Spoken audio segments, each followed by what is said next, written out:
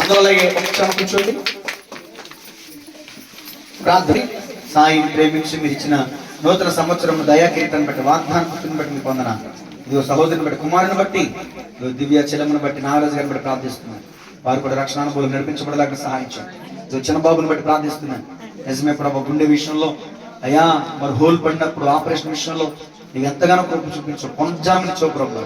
ఆ తల్లిదండ్రుల కన్నీటిని, దుఃఖాన్ని, వేదనని తొలగించవు ప్రభు మీకు వందనాలు.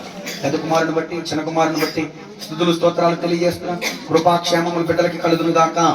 బుద్ధి జ్ఞాన సర్వ సంపదలు దేవుడి బిడ్డలకి ఇచ్చును గాక. దీర్ఘాయు సకలాశీర్వాదాలు దేవుడి బిడ్డలకి ఇచ్చును గాక. వీరిని బట్టి తల్లిదండ్రుల లక్షణానుభవం నడిపించబడుదురు గాక.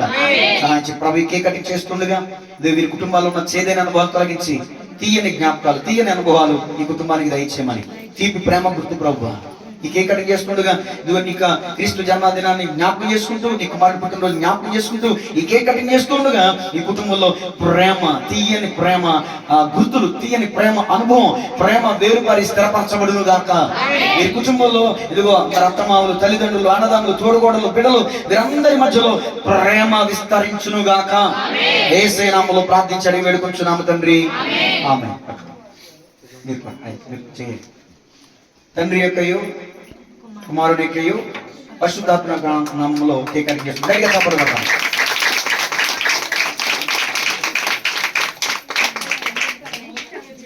Happy birthday, happy birthday. తింటాను ఒక్క నిమిషం. ముగింపు ప్రార్థన దీవెన ఆశీర్వాదాలతో పలాగా ఉంది, ఎవరు వెళ్ళొద్దు.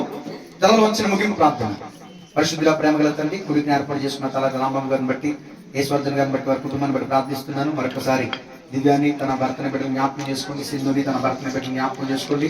దివ్య, సింధు యొక్క అత్తగారి కుటుంబాలను జ్ఞాపకం చేసుకోండి. అయ్యా వారి మరుదులు కానీ వారి కుటుంబాల్లో ఉన్న 2వ తారీఖున స్తుతికుడిని ఏర్పాటు చేసుకుని నలుగురికి సువార్త ప్రకటించేటటువంటి ఓ చక్కని ఏర్పాటు బిడ్డలు చేశారు ప్రభు. ఎంతో అద్భుతం కదా ప్రభు. నిజంగా మంచి వాక్యాహారం, చక్కని ప్రభు. బిడ్డలు ఎంతో శ్రద్ధగా వాక్యాన్ని విన్నారు. ఈ వాక్యాన్ని వింటులో ఎవరు ఒక్కరైనా ప్రభు మారుమనసు పొందుతారని నమ్ముతున్నాను. ఎవరు ఒక్క హృదయమని నీ తోట తిరుగుతుందని నమ్ముతున్నాను ప్రభు. ఆ ఒక్కరు రక్షించబడటం ద్వారా ఈ కుటుంబానికి దేవుడు కిరీటాన్ని ఇచ్చును గాక.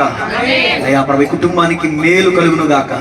ఈ సంవత్సరం 2026 జనవరి దేవుడు దీవించును గాక. వీరి పశువులు, వీరి దుక్కుటెద్దులు, వీరి పంట పొలాలు సమస్తం దీవించబడును గాక. ఈ స్థలంలో నూతన గృహం కట్టబడును గాక. అలాగే ఈ సంవత్సరంలో మరి రాజేష్ వివాహ విషయంలో ప్రార్థన చేస్తున్నాం. మీ చిత్తమే జరుగును గాక. తమ్ముడితో కూడా మీరు మాట్లాడండి.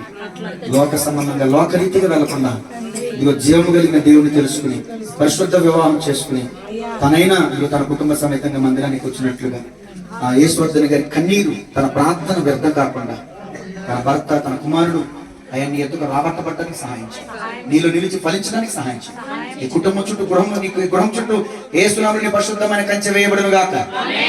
ఈ కూడికలో పాల్గొన్న ప్రతి కుటుంబాన్ని దేవుడు దీవించును గాక. ఇరుగు పొరుగు వారిని దేవుడు దీవించును గాక. ఈ ప్రాంత ప్రజలందరినీ దేవుడు దీవించును గాక. ప్రభువా సహాయం చేయమని కృతజ్ఞాపకం చేసుకో. యేసయ్య నామములో ప్రార్థించి అడిగి వేడుకొంచున్నాము తండ్రి.